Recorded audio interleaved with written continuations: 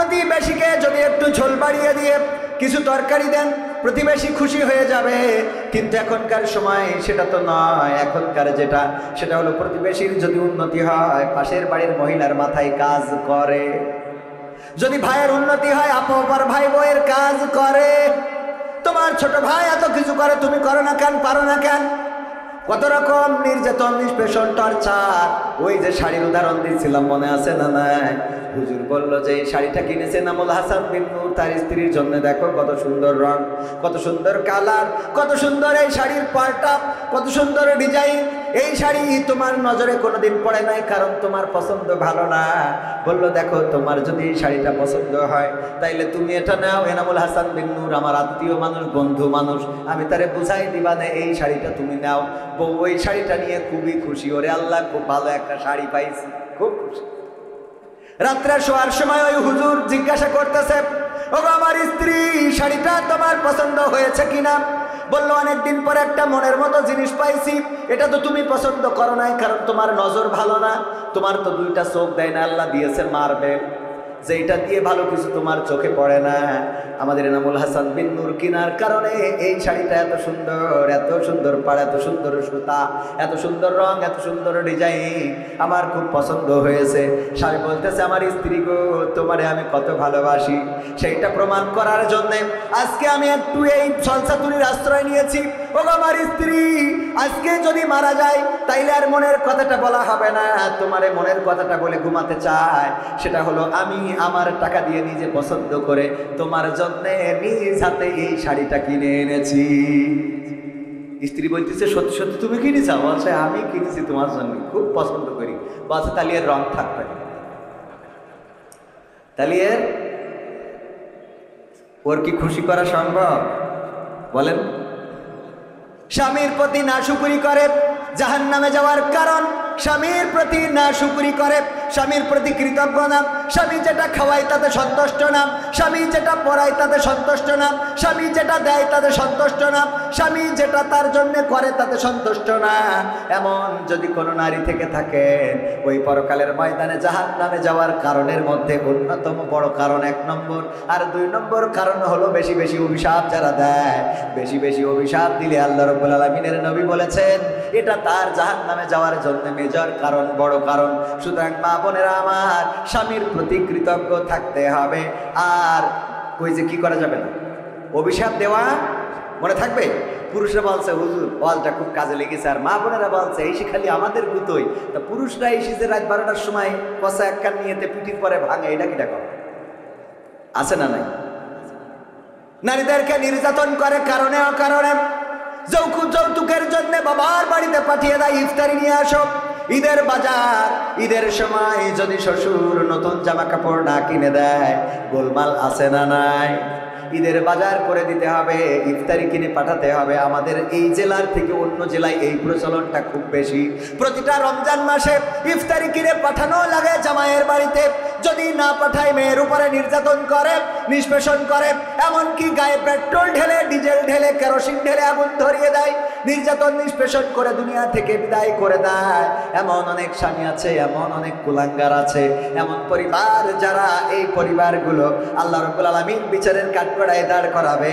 আর নিরীহ এই স্ত্রীদের সাথে অন্যায় আচরণ করার কারণে আল্লাহর নবী বলেছেন, তাদের জন্য জাহান্নাম ফায়সাল্লাহ হয়ে যাবে। বলেন নাউযুবিল্লাহ। স্ত্রীকে বিনা কারণে মারা যাবে না, তুচ্ছ কারণে তার সাথে গোলমাল করা যাবে না। যে স্ত্রী প্রতিদিন আপনার মশারিটা টানিয়ে দেয়, যে স্ত্রী প্রতিদিন আপনার কয়েলটা ধরিয়ে দেয়, যে স্ত্রী প্রতিদিন আপনার রান্না করে খাওয়ায়, ওই স্ত্রী যেদিন অসুখ হয়েছে, একটু কি রান্নাঘরে যে রান্না করা যায় না? যায় না? কথা কয় না। এগুলো অনেকে হাসতে, হ্যাঁ না, আমি তো আবার রান্নাঘরের কাজে বাটাম টানলি তারপরে যাতে পারে। স্ত্রীর রান্নায় সহযোগিতা করেছেন কে? বিশ্ব নবী সাল্লাল্লাহু আলাইহি সাল্লামের 10টা রোমান্টিক সুন্নাতের মধ্যে অন্যতম হলো, স্ত্রী যেই পাত্রে পানি পান করবে ওই পাত্রে পানি পান করা, এটাও রাসূলের সুন্নাহ। সুবহানাল্লাহ। একই গ্লাস থাকবে, দুইজনের কি একই গ্লাস থাকবে, তবে স্ত্রীদের গ্লাসে স্বামীরা খাতি পারবে, কিন্তু স্বামীদের গ্লাসে স্ত্রীরা খাতি পারবে। কথা কয় না। পারবে কিন্তু পারবে না, পারবে কিন্তু পারবে কারণ কি? কারণ হলো ওই যে আমাদের আকিস কলেজের স্কুলের এক ইংরেজি টিচার ছিল, বলছে বরিশালে বাড়ি, বলছে আমার চাচা বিয়ে করলো, সমবয়সী বিয়ে করার পরে আমার চাচি ওর ঠোঁটে কিস করতে দেয় না। কি করতে দেয় না? কিস করতে দেয় না। তো এই ভাইপো সমবয়সী বললো যে তোর চাচির তো বিয়ে করে আনার পরে খুব লসে আছে। কেন? ঠোঁটের সাথে ঠোঁট একদম এইটা দিলেই। তো বলছে আমি কি চাচির বলবো? বলছে তা বলা যায়, এটা তো হারাম কিছু না। হারাম চাচা ঠোঁটে কিস করবে, এটাই তো ঠিক এবং এটাই শুন। তো এখন বলতেছে এটা যেহেতু হারাম কিছু না। আবার হারাম মানে কি? সেদিন আমাদের ওই যে শরীফুল ভাই বগুড়ার ফতোয়া দিয়েছে যে যদি স্ত্রীর নিচের ঠোঁটে কিস করতে পারে তাইলে তার একটা কবুল হজের সোয়াব হয়ে যাবে। তার বলছি খামাখা নিবন্ধন করলাম, কি দেখি বাড়ি তো আমার হয়ে গেছে, হজের নিবন্ধন করি ফেলেছি এই বছর। আমি বললাম এই ফতোয়াটা শুনলাম তা নিবন্ধন করার পর। বোঝেননি? রোমান্টিকতা ইসলামে আছে না নাই? কথা কয় না, আছে না নাই? আল্লাহ বললেন স্ত্রীরা তোমাদের ক্ষেতস্বরূপ, তোমরা যেভাবে ইচ্ছা তোমাদের স্ত্রীদের কাছে গমন করো। বিশ্ব নবী বললেন ওগো সাহাবীরা শুনে নাও, তোমরা যদি তোমাদের স্ত্রীদের সাথে মিলিত হও তাহলে আল্লাহ রাব্বুল আলামিন তোমাদের আমল নামায় সওয়াব দিয়ে দেন। সাহাবীরা বলল আল্লাহ রাসূল এটা তো একটা লজ্জাজনক কথা যে স্ত্রীর সাথে আমরা সঙ্গম করলে আল্লাহ সওয়াব দিবেন। আল্লাহ নবী বললেন ওগো আমার সাহাবীরা এটা লজ্জার কিছু নয়, এটা লজ্জার কোনো কারণ নেই। কারণ হলো তোমরা যদি তোমাদের বৈধ স্ত্রীর বাইরে এই একই কাজ অন্য জায়গায় করতে গুনাহ হতো না? সাহাবীরা বললেন অবশ্যই গুনাহ হতো, শুধু তাই নয় এমন গুনাহ দুনিয়ার পরে মাজা পর্যন্ত গেড়ে দিয়ে সঙ্গে সার করা হতো, আর পরকালে আল্লাহ জাহান্নাম দিয়ে দিবেন। আল্লাহর নবী বললেন সেই কাজটা যখন বৈধ জায়গায় করা হয় আল্লাহ উল্টা তার পরিবর্তে সমান সওয়াব লিখে দেন। বলেন সুবহানাল্লাহ। যেমন গুনাহ হতো তেমন সওয়াব হয় স্ত্রীদের কাছে গমন করলে। বলেন সুবহানাল্লাহ। সুতরাং যুবকেরা বিয়ে তাড়াতাড়ি করার দরকার আছে না নাই? সোয়াবের জন্য হলেও বিয়েটা করে ফেলতে হবে। আল্লাহ কবুল করুন, বলেন আমিন। যুবকরা কয় হুজুর আব্বা তো বোঝে না, আছে না নাই? অনেক বাপ নিজের বিয়ের সময় ঠিকই দাদার সাথে বাড়াবাড়ি করে বিয়ে করেছে, অথচ ছেলের বিয়ের সময় বলে আগে প্রতিষ্ঠিত হও। তো তুমি কয় নম্বর প্রতিষ্ঠিত ছিলে বিয়ের সময়? ছেলের প্রতিষ্ঠিত আগে বিয়ে জয়েল কান্দে তুলে দাও, সোজা হয়ে যাবে। ঠিক না বে ঠিক? এই যে গরু দেখেন না, যদি ছাড়া পায় ও সারা গ্রাম ঘুরি তারপরে গইলি আসে। ঠিক না বে ঠিক? দামড়া গরু ছাড়া পাইলে এটা করে। তা আপনার এরিয়ার একটু ওই যে চুলির কাটিং দিয়েছে, কুর্তা কাটিং সোজা করতে পারছেন না, এমন কাটিং দিয়েছে দেখি শয়তানও কয় তোর আল্লাহ শয়তান আমার বানাইস কি দেখি তোর বানালি তোর, আছে না নাই? কথা কয় না। আরে রোজার মাসে গদখালিতে আমার আল্লাহর ওলিরা, বেশি বলবো না, বললি কবে আবার আমাকে কাটি করতেছে। কথা কয় না, করিস না, করেন ধর্ষণ, শুধু না গণধর্ষণ। কি ধর্ষণ? গদখালিতে যা ফুল বাগানে যার একটু ওনাকে আবার ফুল বাগানে না গেলে হয় না, বেড়াতে নিয়ে যেতে হবে, মাথার পরে আবার ফুল দিতে। তোর ফুল দিতে কেছে মাথার পরে? এই আছে না নাই? ওরে বাবা সব কত মাথার পরে ফুল, মাথার পরে ফুল দিয়ে মোটরসাইকেলের পিছনে বসে গিয়ার মারার জায়গা খুঁজে। ও আমার ভাইয়েরা, আলোচনায় ফিরে আসি। এই কাজগুলো আমার মা বোনের পর্দার মধ্যে থাকতে হবে, স্বামীদের সাথে ভালো আচরণ করতে হবে। পুরুষদের কথা বলছিলাম, ওই যে আমার স্যার বললেন যে তার চাচি কিস করতে দেয় না, এই জন্যে চাচিরে বললো চাচি। আমার চাচা অভিযোগ করলো তুমি নাকি তাকে ঠোঁটে কিস করতে দাও না। কই দেব কি? তোমার চাচা বিড়ি পান করে, ধূপ পান করে, বিড়ি খেয়ে মুখের যে অবস্থা করে রেখেছে, ওর পাশায় কিস করা যাবে, তা ঠোঁটের?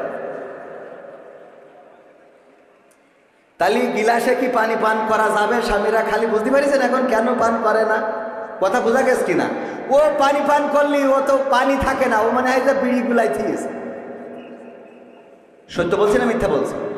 পায়খানা ঘরে যাবেন, কোনো বিড়িখোর পায়খানা করে আসলে আপনি টয়লেটে গেলে মনে হবে আপনি পায়খানায় আসেননি, বিড়ি ফ্যাক্টরিতে আছে। এই সত্য না বলেন, একদম আল্লাহর কিরে করে করবেন। হ্যাঁ, তো ওর ওই গিলাসে কি পানি পান করা সম্ভব? কথাগুলো আপনাদের খারাপ লাগছে? আমার মা বোনেরা বলছে এই হুজুরির আগামী বছর দাওয়াত দিয়ে না আনলি আমরা টাকা দেবো। কারণ যে অতিষ্ঠ করতেছে জীবন শেষ। নামাজের সময় যখন ইমাম বলে ওয়ালা দলিন, এই যে হামিল করে ছাড়লো, দুই কান্দের ফেরেশতা খাতা থিম চলে যায়, যে পরে এসে লিখ পায়। এখন তুই আগে আমিন বলি না, আমি পরে আসবো, কারণ তোর মুখিতে যা বেরোইলো আপাতত থেকে থাকতে পারছি না। ঠিক না ঠিক? পাশে দাঁড়াইলে বোঝা যায়, দেখবেন বিড়িখোরের পাশে দাঁড়াইলে নামাজে ও যখন আমিন বলে, আমিনের গন্ধে ওখানে দাঁড়ানো কষ্ট হয়ে যায়। যারা নিয়মিত নামাজি তারা এটা বুঝতে পারবেন, আর নিয়মিত বিড়িখোর যারা, তারা তো জীবনে নামাজ পড়লে বুঝবেন না। ঠিক না ঠিক? তাইলে নবীর রোমান্টিক সুন্নাতের মধ্যে যেটা, স্ত্রী যেই গ্লাসে পানি পান করবে স্বামী সেই গ্লাসে পানি পান করবে, স্বামী যেই গ্লাসে পানি পান করবে স্ত্রীও সেই গ্লাসে পানি পান করবে। রোমান্টিক সুন্নতের মধ্যে রয়েছে একটাই বালিশ থাকবে, স্বামী স্ত্রীর ঘরে দুইটা বালিশ হবে না, এক বালিশে দুইজন মাথা দিয়ে ঘুমাবে। বলেন সুবহানাল্লাহ। শুধু তাই নয়, স্ত্রীদের সাথে দৌড় প্রতিযোগিতা করা, খেলা করা, আনন্দ করা। র্যাকেট খেলা যদি পর্দা থাকে, আবার র্যাকেট খেলা যদি স্কুল মাঠে যাওয়া যাবে। আপনি চাইলে আপনার স্ত্রীর সাথে র্যাকেট খেলতে পারবেন, আপনি চাইলে আপনার স্ত্রীরে বলবেন যে বল করতে, আপনি ব্যাট করবেন। এইগুলো যদি করেন ভালোবাসা বাড়বে, সংসারে আনন্দ বাড়বে, স্ত্রী স্বামীর মধ্যে মহব্বত বাড়বে, এই সংসারে পরকীয়া থাকবে না, এই সংসারে অন্য স্ত্রীর সাথে স্বামী কথা বলবে না, আর স্ত্রীরাও অন্য স্বামীর সাথে কথা বলবে না। বলেন ঠিক কিনা? কিন্তু আমরা তো স্ত্রীকে সময় দিই না, আবার স্ত্রীরাও স্বামীকে সময় দেয় না। ওই যে বলছিলাম যে অনেক স্ত্রী আছে যারা স্বামীর কথা ভালো লাগে না, কিন্তু কবির বিন সামাদের কাছে ফোন করে ঘন্টার পর ঘন্টা বলতে খুব ভালো লাগে। এরম আছে না নাই? স্বামী যদি ফোন দেয় বিদেশ থেকে, এই এত ফোন দাও কেন, এই এত ফোন দিতে কেন জন্য তোমার, হ্যাঁ টাকা পাঠাবা, পিন নাম্বার বলে দিবা, টাকা তুলে আনবো, এত ফোন দাও কেন, রেখে দাও দিয়ে এবার, হ্যাঁ বল্টু ভাই কেমন আছেন আপনি, অনেকদিন পরে দেখেন তো আমার ঠোঁটটা কেমন লাগছে। ও বাবা, ও বল্টুর কাছে যাইতে ঠোঁট দেখায়, কথা কয়। আছে না নাই? পুরুষও আছে, বোর সাথে খ্যাকম্যাক সারাদিন, এই এটা করি, এই এটা করি, এই এটি করি, আছে না? কিছু করলি, ভাতে একটু লবণ কম বেশি হয়েছে না, ভাতে তো হয় না, তরকারি লবণ একটু কম বেশি হইল, লবণ কম হইল কেন, বেশি হইল কেন? আরে বাবা, এই নিয়ে যে টর্চারিং করেন না করি, লবণ যেহেতু বেশি হয়েছে, ভালো বেশি বলা যায় না। তুমি আজকে বেগুন রান্ধতে চাও, তো মনে হচ্ছে হরিণের গোশ রান্ধতে চাও, লবণটা একটু কম হইলে আর একটু ভালো হইলে ও খুশি হয়ে যাবে না? ও পরের দিন আনন্দে আরো লবণ বাড়াই দেবে, মানে খুশির চোটে, মানে উল্টো করি ফেলবে। তো যাই হোক, এইগুলো বলবেন, স্ত্রীকে সুন্দর সুন্দর কথা বলবেন। তা না আবার ওই যখন ভাবির সাথে কথা বলে, হ্যাঁ ভাবি কেমন আছে, আরে আল্লাহ হেদায়েত করুন, বলেন আমিন। ওয়াকরনা ফি বুয়ুতিকুন্না ওয়ালা তাবাররাজনা তাবাররুজাল জাহিলিয়াতিল উলা। কথাটা কার? আল্লাহ রাব্বুল আলামিন বললেন, ওগো নারীরা তোমরা পর্দার মধ্যে থাকো, জাহিলি যুগের মেয়েদের মতো সাজুগুজু করে নিজেদেরকে প্রদর্শন করে বেড়ায়ও না। আর এখনকার মা বোনেরা সাজুগুজু করা তো যেমন তেমন। ওরে আল্লাহ, ঈদের মার্কেটগুলোতে এখন পুরুষ পাওয়া যায় না, আজান দিয়ে নারী আছে না নাই? নারীদের জন্য আমাদের ঢুকার কোনো কায়দা নাই, আবার তর্ক বিতর্ক শুরু করে দেয়। আমি এক দোকানে গেলাম কাপড় দেখার জন্য, আমার পরে এসেছে এক মহিলা, আসার পর আমাদের ছুটিপুরের বাজারে আসার পর আমাকে কাপড় দেখাচ্ছে। উনি খালি কয় আমারে দেখান, আমারে দেখান। আল্লাহ, এটা কিরাম, আমারে দেখান, আমারে দেখাচ্ছেন না কেন?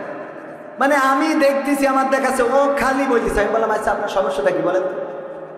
আমার দেখাবে না? উনি দেখাবে আপনার, আমি কাস্টমার আগে এসেছি, আগে আমার দেবে, তারপরে আপনার দেখাবে, তারপরে আপনার দেখাবে, আমিও কাস্টমার, আমারও দেখাবে, আপনারও দেখাবে, একসাথে দেখাবে। ওরে বাবা, ওরে আমি তো হুজুর মানুষ, মানে হুজুর মানুষ না হলে মানে মেরি বসতাম, কারণ হুজুর মানুষ মারলে তো আবার পরের বউ মেরিছে, কিন্তু মারিছি যে কেন সেটাও তো শুনতে হবে, কথা কয় না। আমার সাথে শুরু করে দিয়েছে, মনে হচ্ছে আমি ওর বাড়ির বাড়ি হলো। এই অবস্থা নারীদের, এদের পরকালে কি হবে? আল্লাহ বলল, পর্দার মধ্যে থাকো, জাহিলি যুগের মেয়েদের মতো সাজুগুজু করে নিজেদেরকে প্রদর্শন করে বেড়ায়ও না। আর এখনকার মা বোনেরা সাজুগুজু তো করেই, বুরু কাটিং, তারপরে এই যে আইলা সাইলা পাইলা টিপ নুক্তা যা কিছু আছে সব দিয়ে তারপরে বুরকা পরে। বাড়িতে যখন যায় তখন মনে হয় জান্নাতুল ফেরদাউস বেরোইল, ঠিক না বে ঠিক? আর গদখালি যাওয়ার পরে ওর মধ্যে যে ঢোকে সেই জাহান্নামের টিকিট নিয়ে বাড়ি চলে যায়। কথা কয় না, আছে না নাই? আপনি মনে করছেন হুজুর খালি এইসব কথা বলতেছে, এগুলো তো আমাদের মানে কি অনেক চাচা আছে, মুরব্বী আছে। যদি বলি আপনার নাতিটা দেখলাম এই যে অবস্থা, গদখালি দেখলাম আর একজনের মোটরসাইকেলের পিছনে হাত ধরি, বলি ও গো বাপু, এখনকার সময় ও আগে ছিল না, এখন হইয়াছে, এখন হইয়াছে। আছে না নাই? ও যে তোর দেখি জাহান নামে নিয়ে যাচ্ছে, পরকালে বলবে যে আমার দাদা ওরে ধরো, কথা কয় ঠিক না ভাই? ঠিক। এই জন্যে পর্দা করাতে হবে, সাজুগুজু করা বন্ধ করাতে হবে। আর এই সাজুগুজুগুলো যখন করে, নাইট ক্রিম মেখে কালো মানুষটাও পরিষ্কার হয়ে গেছে। আমার গ্রামেও দেখি যেই লোকটা ছিল কালো, যেই মেয়েটা কালো, হঠাৎ 4 মাস 5 মাস 1 বছর পরে দেখা যায় যে সে ফকফকি পরিষ্কার। এই পরিষ্কার ছেলেরা প্রতারিত হয়, মেকআপ দেখে প্রতারিত হয়। এইগুলো দেখে বলে আমি ওরে ছাড়া বাঁচবো না। আর বিয়ের পরে বিপদে পড়ে যাই, 1 বছরের পরে এবার গান গায় আমি পারি না আর পারি না, আমি কেন মরি না, আজরাইল কি চিনে না আমারে গো, আমি পারি না আর পারি না। হয়তো 2 দিন পরে মরবো, আগে মরলে কি ক্ষতি, ওরে এই দুনিয়ার রং তামাশা বুঝলাম না রে একরতি। ও আমার ঘরের রমণী, সে যে কাল নাগিনী, বেনাপোলের বিউটি পার্লার আমার বাজাইছে 12টায়, আমি পারি না আর পারি না। ঠিক না বেঠে? বিপদে পড়ে যায়। ওই যে উদাহরণ দিতে যে বলি, এক বিউটি পার্লারের মালিকের নিয়ে যে একটা বক্স দিয়েছে, আইফোন 16 প্রো ম্যাক্স। দাম কত? দাম কত? 80,000, 2 লাখ টাকা, 1.5 লাখ টাকার উপরে আইফোন 16 প্রো ম্যাক্স। কত নিয়ে যেয়ে দিয়েছে বিউটি পার্লারে। এই যে আপনার দিলাম, কিসের জন্য? কয় গতকালকে আমার স্ত্রী আপনার এই বিউটি পার্লার থেকে সেজে গিয়েছিল। তাতে কি, আমি খুশি হয়েছি, এই জন্য দিলাম। কি খুশি হই? বলছে আল্লাহ এর যেন আরো 3টে বিয়ে হয়। কারণ আইফোন 16 প্রো ম্যাক্স এত দামি ফোন। ওমা বক্স খুলি দেখে ওর মধ্যে কি এর আইফোন 16 প্রো ম্যাক্স, খুলি দেখে ওর মধ্যে নোকিয়া 1100, গাডার মারা বাটন তা 2 ইন্দুরি খেয়ে গেছে। লেখা রয়েছে কি, এখন কেমন লাগে এখন? কারণ কালকে তুমি যে মালদারে সাজাইছো, 1 গোসলের পরে যখন আমি বিয়ে করে নিয়ে যে ঘুমটা উঠালাম, তখন দেখলাম পরিমণির খালাতো বোন। কিন্তু সকালবেলা গোসলের পরে দেখি নোকিয়া 1100, গাডার মারা বাটন ও ইন্দুরি খেয়ে গেছে। আছে না নাই? তুমি সাজায়ে দিলে এমন মাল, আমি 1 গোসলে সব শেষ। তবে এখনকার ছেলেরা একটু চালাক, চেহারা দেখার আগে পাত দিকে তাকায়, দেখে নেটওয়ার্ক আছে কি নাই। ঠিক না বেঠে? আর যারা বোঝে না তাদের বুঝাই দিলাম, এখন মা বোনেরা যতই মেকআপ করেন কাজে লাগবে। কারণ পাই দেখবেন যে ওখানে টাওয়ার পাচ্ছে কিনা। যদি দেখেন মুখের সাথে পার নেটওয়ার্কের মিল নেই, একটা ওয়ারিদার একটা গ্রামীণ, তাইলে বলবেন যে ভেজাল আছে না। একটা ওয়ারিদ একটা গ্রামীণ, এইটা যদি হয় এয়ারটেল আর গ্রামীণ, তাইলে বলবেন ভেজাল আছে, ওইটারে বিয়ে করা যাবে। আগের সময় যদি আমার চাচারা, আমার মুরব্বীরা, হুজুররা বিয়ে করতে চাইতো, তাদের মুরব্বীরা যেত মেয়ে দেখার জন্য, যাওয়ার পরে জিজ্ঞাসা করতো, গো মা কোরআন পড়তে পারো কিনা? বলতো পারি। তাইলে 2টা আয়াত পড়ে শোনাও। কোরআনটা বের করে দিত, 2টা আয়াত পড়ে শোনাতো। তারপরে বলতো নামাজের আরকান আহকাম কয়টা, তারপরে বলতো উজুর ফরজ কয়টা, তায়াম্মুমের বিধান কি, তারপরে সূরা ইয়াসিন মুখস্থ আছে কিনা, আর রহমান পারো কিনা, আয়াতুল কুরসিটা হবে কিনা, দোয়ায়ে কুনুতটা বলো, দুরুদে ইব্রাহিমটা হবে কিনা। এইগুলো জিজ্ঞাসা করার পরে যখন দেখতো সব কিছুতে 100তে 100, বলতো যে যাক খুশি হয়েছি। মেয়েটা যদিও একটু কালো, রঙে যদিও একটু মরা, জাতের মেয়ে কালো ভালো, নদীর পানি খোলা ভালো, সুতরাং এই মেয়েটাকে বিয়ে করা বা ছেলের জন্য বৌমা করা যায়। আর এখনকার সময় মেয়ে দেখতে যেয়ে জিজ্ঞাসা করে কি, মুরব্বীরা আর যায় না, যাই ইয়াং ফুলাপান। যাওয়ার পরে মেয়ে সেজে বিজে সামনে আসে, এই পরে আগে এটা চোখ কি করে, এটা চোখ একটা মাইরি দেয়। এটার কি বলে? যে কথা তো ছিল রেখলে ঠিক আছে। এরপরে কয় দোস্ত জিজ্ঞেস কর, ভাবি আপনার টিকটকে ফলোয়ার্স কত আছে? টিকটকে আপনি রিলস ভিডিও কি করতে পারেন? আপনার ফেসবুকে ভিউজ কেমন হয়? আর্নিং আছে কিনা? মুরব্বীরা বুঝতে পারছেন না, কিন্তু ইয়াংরা বুঝতে পারছে জিনিসগুলো কি। আপনি কাপল ভুলাক করতে পারবেন কিনা? কাপল ভুলাক বোঝেন তো? স্বামী দাঁড়ায় থাকবে পিছনে কোথায়, আর স্ত্রী আসবে ক্যামেরার সামনে, হাই গাইস সবাই কেমন আছো, আমি না বলে আজকে লাইভে চলে এসেছি, তোমরা মাইন্ড করবা না, আমার কথা শুনতে পেলে তোমরা একটু আমাকে কমেন্ট করে জানাও। তোমাদের বলেছিলাম আমি কিন্তু আমার শুভ কাজটা সেরে নিয়েছি। আমার পাগলটা পিছনে দাঁড়িয়ে, এই হাই বলো। ও পিছনে বলে হ্যাঁ, ওই যে আমার পাগলটা দাঁড়ানো। হ্যাঁ, ও মা, কবির বিন সামাদ জয়েন করেছে। হাই কবির বিন সামাদ। এটার কি কি কি কি কিস, ফ্লাইং কিস আছে না নাই? এইগুলো করে জাহান্নামের রাস্তা ক্লিয়ার করে নিচ্ছে, জাহান্নামের দিকে ধাবিত হচ্ছে। আমার মা বোনেরা, আমাদের মা বোনদের মেয়েরা, আমাদের যারা দাদা আছেন তাদের নাতিরা, যারা বাবা আছেন তাদের সন্তানেরা এই অন্যায়গুলো অপরাধগুলো করছে। আর আপনি দেখেন না, শাসন করেন না, কন্ট্রোল করেন না। আপনার মেয়ে কার সাথে গদখালিতে যায়, কোন ইজি বাইকে চড়ে যায়, ওইখানে যাওয়ার পরে ওই যে 380 ডিগ্রিতে ঘুরে লাইট করে আর মোবাইল করে নাচ করে আর চারিদিক থেকে ভিডিওগুলো ধারণ করে, ওইগুলো অনলাইনে দিয়ে দেয়। এই অনলাইনে দেওয়ার কারণে আপনার মেয়েকে দেখার পরে, ওই নাচ দেখার পরে যখন কোনো যুবক ভুল পথে চলে গেল, খারাপ পথে হাঁটলো, এটার জন্যও আপনার আমলনামায় গুনাহ লিপিবদ্ধ হবে। এই জন্য আল্লাহ রাব্বুল আলামিন কোরআনে বলেছেন, পরকালের ময়দানে বান্দারা বলবে, আল্লাহ আমার জীবনে তো এত গুনাহ ছিল না, এত গুনাহ আমার আমলনামায় কেমনে আসলো?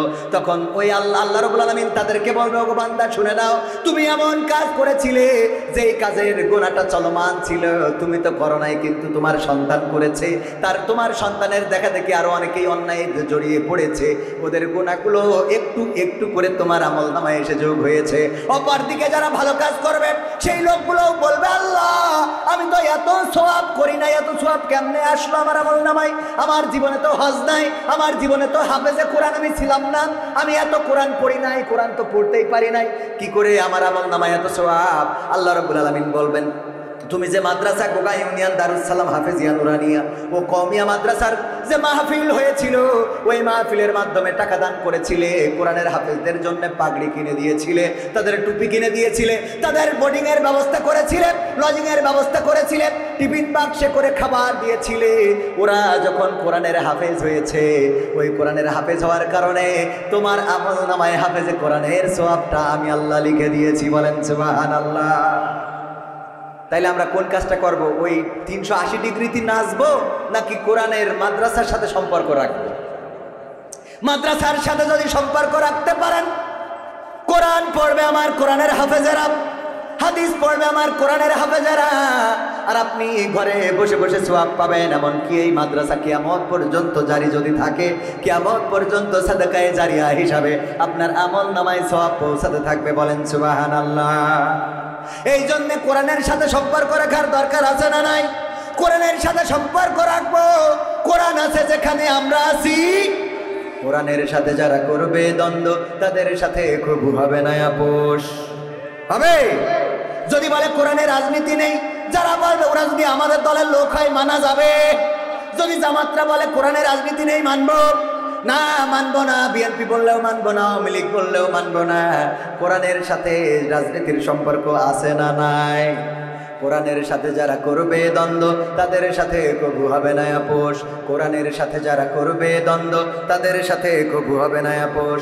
জেল জুলুম হলেও হবে, জেল জুলুম হলেও হবে, বিবেকের কাছে তো রব নির্দোষ। আমার রবের কাছে রব নির্দোষ, মহান প্রভুর কাছে রব নির্দোষ। কোরআনের সাথে যারা করবে দ্বন্দ্ব, তাদের সাথে কবু হবে না। কোরআনের কথা যারা বলে যায় আজ, তাদের দমাতে কত ফন্দি। কাউকে ধরে নিয়ে দিয়েছে ফাঁসি, কাউকে রেখেছিল বন্দি। ঠিক না বেঠে? কোরআনের কথা যারা বলে যায় আজ, তাদের দমাতে কত ফন্দি। কাউকে ধরে নিয়ে দিয়েছে ফাঁসি, কাউকে রেখেছিল বন্দি। হক কথা বললে জ্বলে যায় গা, কোরআনের কথা সইতে পারে না। হক কথা বললে জ্বলে যায় গা, কোরআনের কথা সইতে পারে না। জানি না তাদের আমাদের পরে কেন এত আক্রোশ। ঠিক না বেঠে?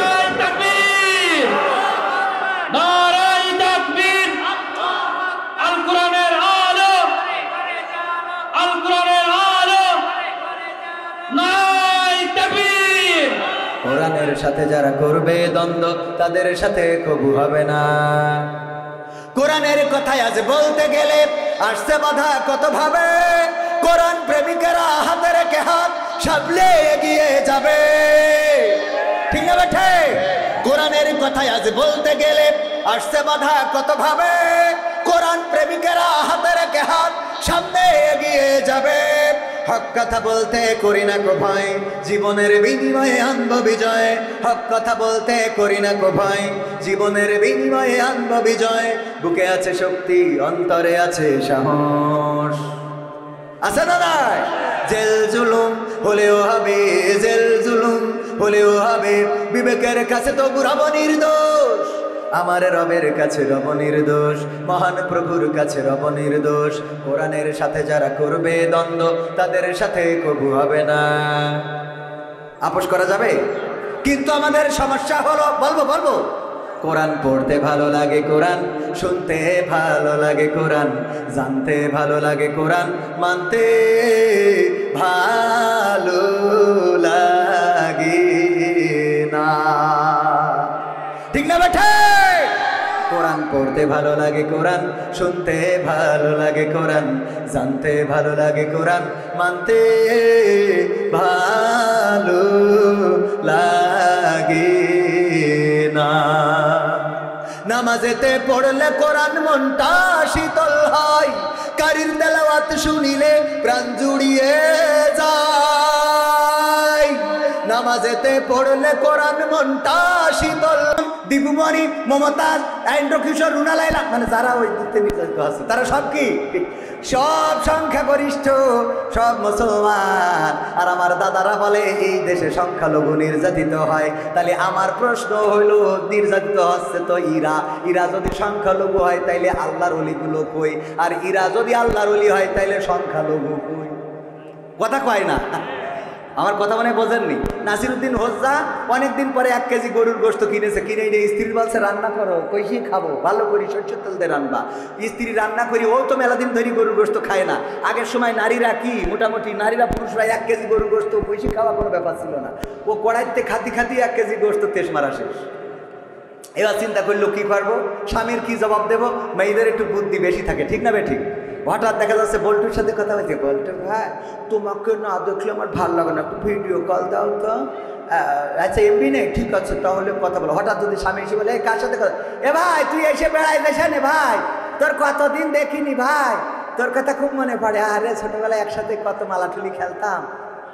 একদম সাথে সাথে ভলিউম চেঞ্জ, চ্যানেল আলাদা। কথা কয় না। বিটিভিতে ছিল, সাথে সাথে স্টার জলসা, অথবা স্টার জলসায় ছিল, সাথে সাথে বিটিভি। কথা কয় না। এত মজা করি কথা খেতে বলতে, হঠাৎ তুই তা মারি ও বলি দেয়। আর ও বলে পরে আবার ফোন দিয়ে কয় বুঝতে পারিলে? কয় হ্যাঁ বুঝলাম যে ও বাড়ি চলে এসেছে। ওরে বাবু সব জানে। আর বলে এমনি কি অ্যাক্সিডেন্ট করেছি? ওটা গবেষণা করতে করতে পড়ে গেছি খাইছে। আল্লাহ মাফ করুন, বলে না আমি। ওগো আমার ভাইয়েরা, তাইলে নাসিরউদ্দিন হোজ্জা কি কিনে এনেছে? গোশ রান্না করো, কইসে খাবো। গেছে গোসল করার জন্য, গোসল করে সেই স্ত্রীকে বলতেছে, স্ত্রী নিয়ে আসো গোশত কোথায়? স্ত্রী তো খাইতে খাইতে সব শেষ। চিন্তা করলো স্বামীরে কি বুঝ দেব, কি সান্ত্বনা দেব। বাড়ি ছিল একটা বিড়াল, রান্নাঘরের চুলার পাশে শুয়েছিল। ওইটারে ধরে গলায় দড়ি দিয়ে টানতে টানতে নিয়ে বলছে, তোমার কদিন করে বললাম যে এইটা বেনাপোল ফেলাই দিয়ে আসো। বলছে কেন? কয় যে 1 কেজি গোশত তুমি কিনে চাও, কত কষ্টের টাকার বোন। আর এই বিড়ালটার সংখ্যা। স্ত্রী সত্যিই কি খেয়ে? হ্যাঁ তুমি আমায় বিশ্বাস করো না? আমি বলে এই সংসার করবো না, আব্বার কাছে ফোন দেবো, আব্বা আমার নিয়ে যাও। ওরে বাবা, ওর সাথে সাথে আব্বা নিয়ে যাও। অপরাধ করবে, আবার গলা উপরের লেভেলে থাকবে, মানে ওদের কাছে যায়। আমি আর কবো না, মনে দুঃখের কথা থাক, এই ক্যামেরায় ভিডিও আসছে। তো এখন এই যে অবস্থা, ইফতারি কিনে নিয়ে আসছি, তা না বলেও পাচ্ছি না। ইফতারি কিনে নিয়ে আসছি, চুলায় লবণ বেশি হয়ে গেছে। আমি ইফতার করে বাড়ি ফিরেছি, বলছে ও চুলা খাওয়া যায়? তাই বলছে কেন? বলছে যে এই দেখো লবণ কেমন হয়ে গেছে। তাই বলছে দোকান থেকে কিনে আনলাম, আমিও রোজা, তা ওখানে কি খেয়ে চেক করে নিয়ে আসবো। কথা কয় না।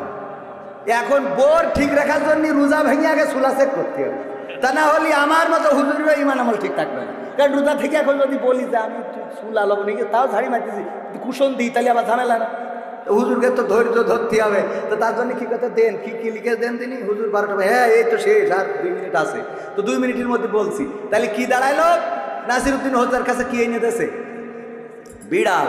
এইনি বলছে যে এই বিড়ালে সব খেয়ে ফেলেছে। নাসিরউদ্দিন হোজ্জা বলছে সত্যিই কি খেয়েছে? বলছে বিশ্বাস হচ্ছে না তোমার? বলছে না বিশ্বাস তো হয়, তো আচ্ছা ঠিক আছে দাও ফেলাই দিয়ে আসি, বেনাপোলে নিয়ে যেয়ে অথবা গুগা বাজারে নিয়ে যেয়ে যে মিটারের পরে তুলে দিয়েছে, দিয়ে দেখে বিড়াল কাটাই 1 কেজি। কয় কেজি? আবার ওই বিড়াল বাড়ি এনেছে, এনে স্ত্রী বলছে সত্যি কি বিড়ালে গোস্ত খেয়েছি? তুমি এখনো অবিশ্বাস করতে চাও আমি রোজা রেখে মিথ্যে কথা বলছি? তো হ্যাঁ গালাগালি আছে না? নাই বলছে যে না স্ত্রী তুমি মিথ্যা বলো না আমি জানি, কিন্তু আমার একটা দুঃখ, আমার একটা কষ্ট। এই বিড়ালটা গুগা বাজারে নিয়ে যেয়ে ওজন দিলাম, দেওয়ার পরে দেখি বিড়ালটা কাটাই 1 কেজি। এখন আমার প্রশ্ন হলো এইটা যদি সেই বিড়াল হয় তাহলে আমার সে গোস্ত ডাকুক, আর এইটা যদি সেই গোস্ত হয় তা আমার সে বিড়াল ডাকুক। কথা বোঝেননি? তা নির্যাতিত হচ্ছে এই দেশে শেখ হাসিনা, বঙ্গবন্ধু শেখ মুজিবুর নেই, এই ওবায়দুল কাদের, সালমান এফ রহমান, তারপরে কিনা হানিফ, তারপরে ইনু, মেনন, দীপুমণি, সালমান এফ রহমান, শাহজাহান চৌধুরী, তারপরে আরো কিনা ব্যারিস্টার সুমন, আরাফাত, এইগুলো সব নুনুকাটা মুসলমান। দাদারা কয় হিন্দু নির্যাতিত হচ্ছে। আমার প্রশ্ন হলো ইরা বিড়াল হলি গোস্ত কই, আর ইরা গোস্ত হলি বিড়াল কই? মানে ইরা যদি মুসলমান হয় সংখ্যালঘু কই, আর ইরা যদি সংখ্যালঘু হয় তাহলে এতদিন ধরে জাগের আল্লাহওয়ালা পীর সাহেব মানিছি তারা কই? আর 5টা মিনিট নিই। এমপিরা সব কোথায় গেল? মন্ত্রীরা সব কোথায় গেল? কোথায় কাদের কাকা? তাদের সারা দেশটা এখন লাগে ফাঁকা ফাঁকা। পালাবো না, পালাবো না, প্রয়োজন হলে ফখরুলের বাসায় গিয়ে ঠাকুরগাঁওয়ে বাসা আছে না? ঠিক না বেঠে? পালাবে না, পালাবে না, যাই না তবু দেখা, পালাবে না, পালাবে না, যাই না তবু দেখা। তাদের সারা দেশটা এখন লাগে ফাঁকা ফাঁকা, ওদের সারা দেশটা এখন লাগে ফাঁকা ফাঁকা। আইন মন্ত্রী আটকে গেল আইনেরই ফাঁকে, দাড়ি ছাড়া দরবেশের ভণ্ড ভণ্ড লাগে। আইন মন্ত্রী আটকে গেল আইনেরই ফাঁকে, দাড়ি ছাড়া দরবেশের ভণ্ড ভণ্ড লাগে। শুনছি কত নেতা নেত্রী খাইতেছে ভাই ডান্ডা, বিচারপতি কালামানিকের ফাটিয়েছে আন্ডা। পলকেরও ঝলক গেল, পলকেরও ঝলক গেল থামিয়ে নেটের চাকা। তাদের সারা দেশটা এখন লাগে ফাঁকা ফাঁকা, ওদের সারা দেশটা এখন লাগে ফাঁকা ফাঁকা। কই গেল সেই সংসদেতে মমতাজের গান? কোথায় গেল হযরত বলা স্বামী মুসলমান? কই গেল সেই সংসদেতে মমতাজের গান? কোথায় গেল হযরত বলা স্বামী মুসলমান? ইনু, মেনন, দীপুমণি আছে কারাগারে, বাপ করিলেও পাপ কখনো ছাড়ে কি আর তারে? কোথায় গেল স্পিকারের, কোথায় গেল স্পিকারের দৃষ্টি আঁকা বাঁকা? তাদের সারা দেশটা এখন লাগে ফাঁকা ফাঁকা, ওদের সারা দেশটা এখন লাগে ফাঁকা ফাঁকা। কোথায় গেল আরাফাত আর ব্যারিস্টার সুমন? কথা বলার সময় তারা করেনি ওজন। মুরগি কবির খাইছে ধরা, জাফর কোথায় আছে? গোপনে কি সেও গেল মোদি দাদুর কাছে? কোথায় গেল সালামের, কোথায় গেল সালামের কাড়ি কাড়ি টাকা? তাদের সারা দেশটা এখন লাগে ফাঁকা। ঠিক না? সম্মানিত ভাইয়েরা আমার, যারা ইসলামের বিরুদ্ধে অবস্থান নিয়েছিল, যারা চেয়েছিল, আল্লাহ রাব্বুল আলামিন বলেছেন ইউরিদুনা লিউতফিউ নূরাল্লাহি বিআফওয়াহিহিম আল্লাহু মুতিম্মু নূরিহি ওয়ালাউ কারিহাল কাফিরুন। ওরা চায় মুখের ফুৎকার দিয়ে দ্বীনের আলোকে, ইসলামের আলোকে নির্বাপিত করে দেবে।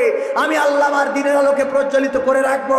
ওরা চেয়েছিল এই দেশ থেকে ইসলামকে মিটিয়ে দিতে, ইসলামী মূল্যবোধকে মিটিয়ে দিতে, মসজিদ মাদ্রাসাকে এই দেশ থেকে, এই দেশে মসজিদ মাদ্রাসা যেন ভালোভাবে মানুষ ইবাদত করতে না পারে, মাদ্রাসায় যেন কোরআনের খাদেম হতে না পারে, তার জন্য যত রকম ষড়যন্ত্র করা যায় সব রকম করেছিল। বলেন ঠিক কিনা?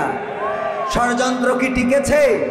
মসজিদ আছে, মাদ্রাসা আছে, আলেম আছে, ওলামা আছে, মামুনুল হক আছে, আমির হামজা আছে, কিন্তু যাদেরকে তারা নিঃশেষ করে দিতে চেয়েছিল তারা এই বাংলাদেশে নাই। বলেন ঠিক কিনা?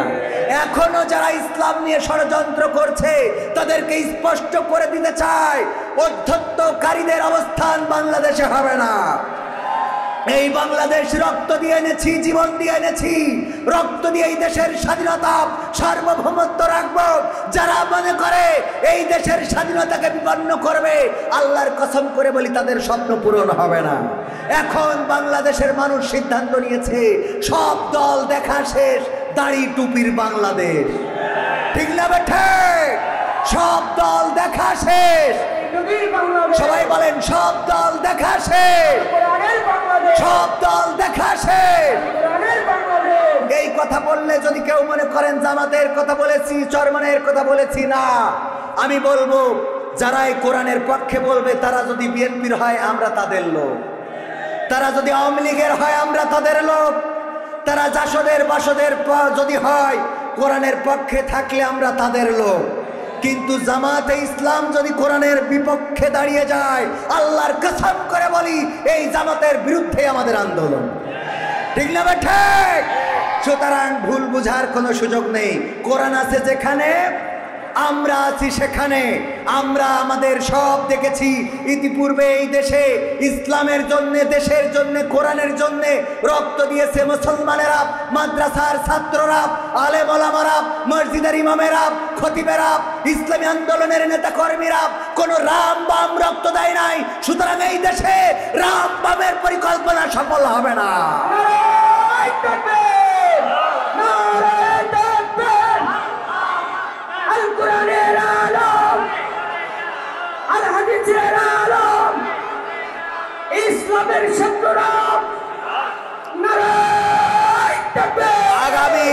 আগামীর দিন আসছে বড় ক্রিটিক্যাল দিন। ষড়যন্ত্র চলছে, ছিনতাই লীগ, ডাকাত লীগ, ধর্ষণ লীগ, শ্রমিক লীগ, রিক্সাওয়ালা লীগ, আনসার লীগ, এক একটা নামে যে দাঁড়াচ্ছে রাজপথে। ইবতেদায়ীর শিক্ষক বহু বছর ধরে চাকরি করে, প্রতিষ্ঠানের নাম জানে না, দেখেছেন কিনা? সুতরাং ষড়যন্ত্রকে যদি মোকাবেলা করতে হয় তাহলে অবশ্যই সোচ্চার থাকতে হবে। যদি আইন প্রশাসনের লোক সুনির্দিষ্ট কোন পদক্ষেপ গ্রহণ না করে, জনগণ লাঠির মাথায় আইন তুলে নিতে হবে। ডাকাত কয়টা পায়ে দড়ি ভেঙে উল্টা বেঁধে উল্টা টানানোতে ডাকাত কমেছে না কমে নাই? ধর্ষণকারী পাবেন, উল্টা টানাবেন, পৃথিবী থেকে বিদায় করে দেবেন। আইনের কাজ যদি আইন না করে জনগণ করে দেবে। ঠিক না ঠিক? আইনের কাজ আইন না করলে জনগণ করে দেবে। স্পষ্ট করে বলে দিতে চায়, আগামীর দিনে বাংলাদেশে ষড়যন্ত্র করে পার পাওয়া যাবে না। 1400 ছাত্র, 14,000, 15,000 ছাত্র যদি জীবন দিতে পারে তাহলে বাংলাদেশের লাখো মুসলিমও জীবন দিতে। সুতরাং দিনের ডাক যদি আসে, কোরআনের ডাক যদি আসে, আল্লাহর পথে জান মাল দিয়ে যদি সংগ্রাম করতে বলে, রাজপথে যদি নামতে বলে, বুকের রক্ত যদি ঢালতে হয়, সেই রক্তের সাগরে সাঁতার কেটে কেটে একটি রক্তাক্ত বিপ্লবী কালেমার পতাকা, কোরআনের পতাকা বাংলার জমিনে উড়াতে রাজি কারা কারা দেখতে চায়?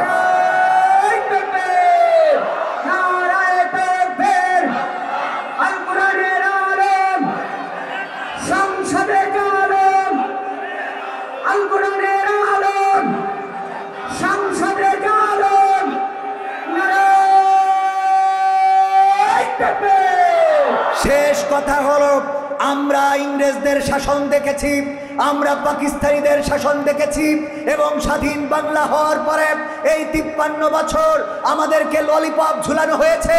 কেউ বলেছে নতুন বাংলাদেশ গড়া হবে, কেউ বলেছে সোনার বাংলাদেশ গড়া হবে, কেউ বলেছে সবুজ বাংলাদেশ গড়া হবে, কেউ বলেছে স্মার্ট বাংলাদেশ গড়া হবে, কেউ বলেছে ডিজিটাল বাংলাদেশ গড়া হবে। আর স্মার্ট বাংলাদেশ গড়তে যেয়ে স্টেজ পর্যন্ত ভেঙে ফেলেছে। বলেন ঠিক কিনা?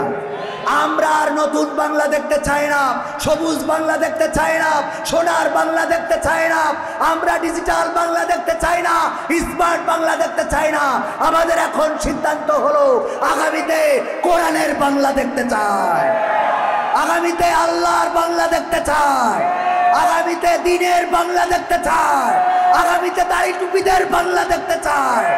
আমরা স্বাধীন বাংলা, সোনার বাংলা, রূপালী বাংলাতে শান্তি পাই নাই, কোরআনের বাংলা দিয়ে দেখবো শান্তি আসে কি আসে না। আল্লাহ আমাদের সেই তৌফিক দান করুন, বলেন আমিন। আসসালামু আলাইকুম ওয়া রাহমাতুল্লাহ।